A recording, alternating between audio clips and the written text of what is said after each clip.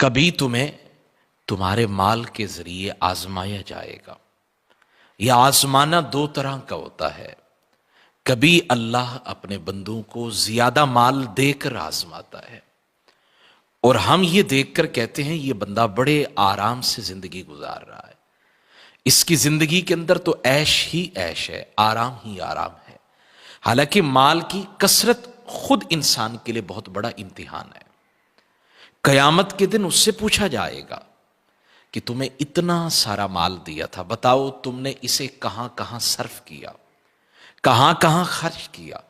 اور پھر جتنا مال زیادہ ہے امتحان بھی تو اتنا زیادہ، اور پھر اللہ کی بارگاہ میں حساب بھی اتنا زیادہ دینا پڑے گا۔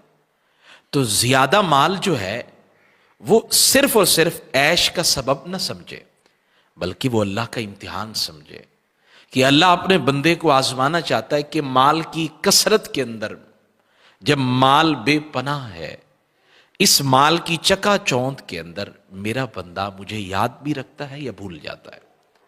اور فرمایا کبھی اللہ مال کم دے کر یا مال میں قلت پیدا کر کے بندے کو آزماتا ہے کہ آیا کہ میرا بندہ جب تک مال تھا میرا شکر ادا کرتا تھا، اب مال میں قلت آ گئی، کاروبار کے اندر نقصان ہو گیا، جو رقم تھی اس کے اندر نقصان واقع ہوا، اب میرا بندہ میرا شکر ادا کرتا ہے، شکوہ شکایات کرتا ہے، کیا کرتا ہے؟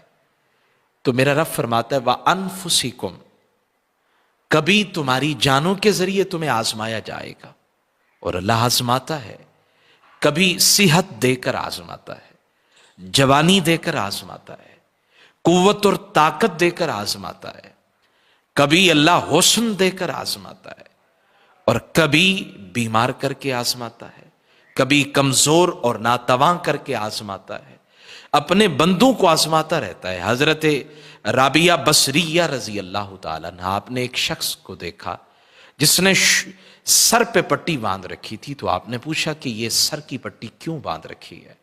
تو اس نے کہا کہ سر میں درد ہے تبھی تو پٹی باندھ رکھی ہے۔ آپ نے فرمایا میاں یہ بتاؤ تمہاری عمر کتنا ہے؟ اس نے کہا 30 سال عمر کے ہیں۔ آپ نے فرمایا کبھی شکر کی پٹی بھی باندھی ہے؟ آج تھوڑا سا درد کیا ہوا کہ تم نے درد کی پٹی باندھ لی؟ یہ بتاؤ کبھی شکر کی پٹی بھی باندھی ہے یا نہیں؟